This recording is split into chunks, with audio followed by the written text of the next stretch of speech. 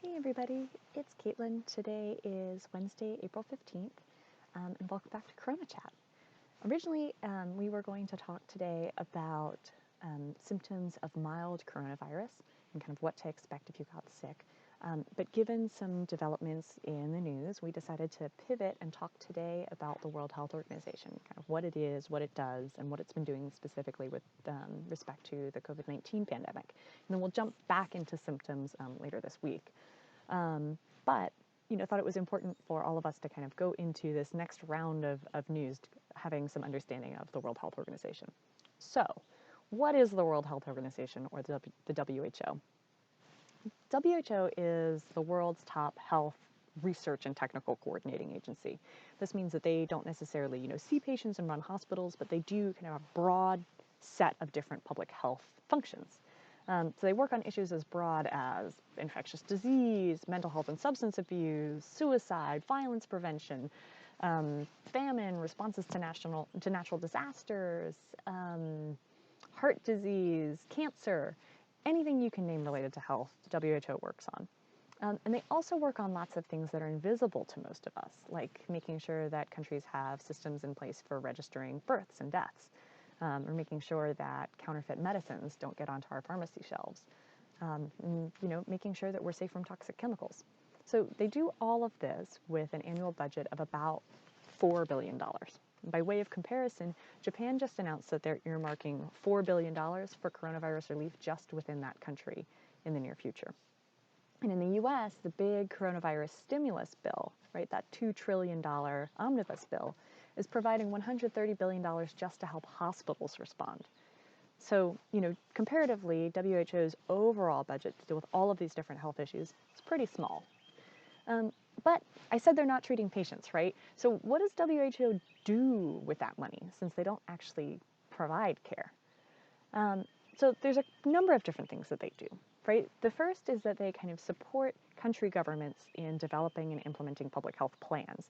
So this could be everything from saying kind of what are your public health goals and objectives, to how do you figure out what you should be training healthcare workers on. So what do doctors, nurses, midwives, and other healthcare workers need to know in order to do their jobs? They work on things like making sure that hospitals have good inventory and supply chain processes so that the drugs and supplies are actually in the hospitals when people need them. And they also do things like figuring out how healthcare should be paid for, right? Should this be kind of through a private insurance system? Should people pay taxes that pay for healthcare? And WHO provides governments with guidance on how to do that, right? They also produce clinical guidelines and recommendations for how healthcare workers should actually manage health issues, right? So in my area of maternal health, WHO has put out clinical guidelines, and these are, hundreds and hundreds of pages of, this is how many prenatal care visits somebody should get. This is the actual set of checks that you should do in each one of those visits. This is how you manage complications during labor and delivery, right? All of that kind of stuff that healthcare workers need to know, WHO has put together these guidelines based on the best available evidence. In order to know what the best available evidence is, WHO also has a lot of research activities, right? So they might manage large multi-country randomized control trials.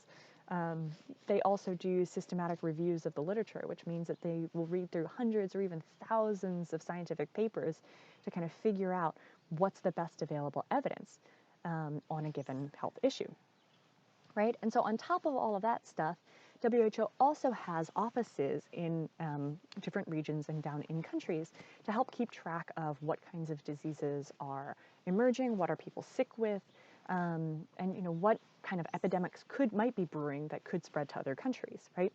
And then letting everybody else in the world know so that we can prepare. So where does WHO get this money from in this budget anyway, right? So WHO is part of the UN system. So United Nations member states, right, countries, help pay for its budget. So countries have an amount that's considered an assessed contribution, right, which is the part that they contribute as UN member states. You can think of it kind of like their dues. And then they can also make voluntary contributions on top of that if they'd like to provide more money to WHO.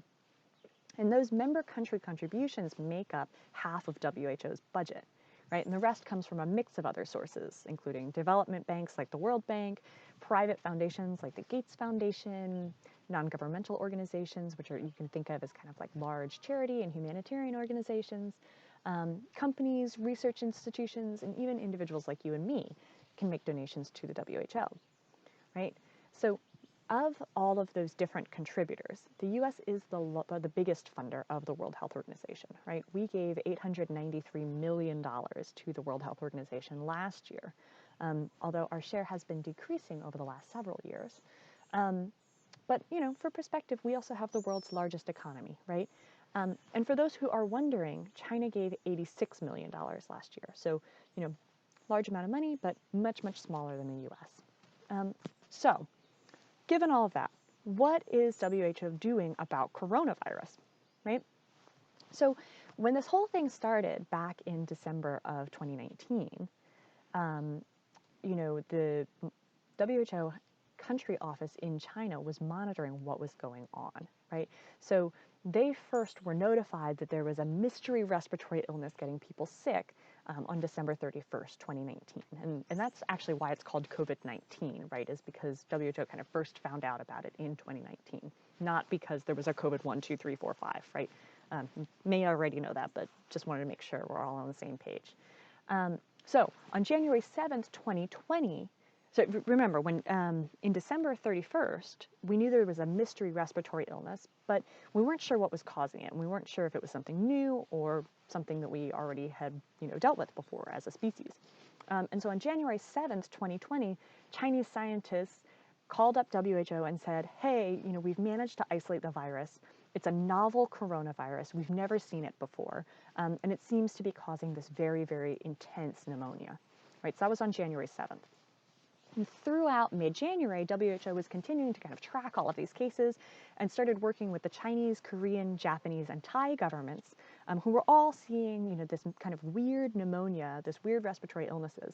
And so WHO started working with them to say, can you collect samples? Here's how we should test it. We think it may be this new virus. And WHO also started working with these countries to start putting protocols into place to kind of limit travel and prevent spread, right? They also put out a call to researchers working on anything closely related to coronavirus, asking them to start working on vaccines and treatments for this new virus. So that was in January of this year. On January 21st, WHO published its first situation report, which explained what was going on and issued guidance for how countries should prepare. And WHO has issued a new situation report every day since then, organizing recommendations and sharing the latest available information and the best available evidence. And currently, WHO is also running the largest international clinical trial for treatments for COVID-19, so that we can figure out what works and get proven drugs into the hands of healthcare workers. And they're also coordinating the vaccine development efforts. Remember, yesterday we said that there's 70 different candidates. So WHO is working to make sure that all of those trials are moving smoothly and to avoid duplication and make sure that we can move those studies forward as quickly as possible. WHO is also overseeing shipments of needed medical supplies, right, including coronavirus tests, personal protective equipment, anything else that countries are going to need to fight this pandemic. And it's gathering those together and sending them out to countries that have asked for help obtaining these supplies. And so far, the 7-person logistics team in Dubai has sent out 130 shipments to 95 different countries. And so the good news for today has to do with those shipments, right? The first flight to an African country actually arrived in Ethiopia earlier today. And so we can expect to see more of these kind of life-saving air cargoes arriving in other countries over the next few weeks, which will really help to make a difference in terms of those countries' ability to kind of confront the pandemic. So that's all the time we've got today. Thanks for joining us on Corona Chat. Tomorrow we will pick up again our topic of mild coronavirus symptoms. And until then, stay safe and take care of each other.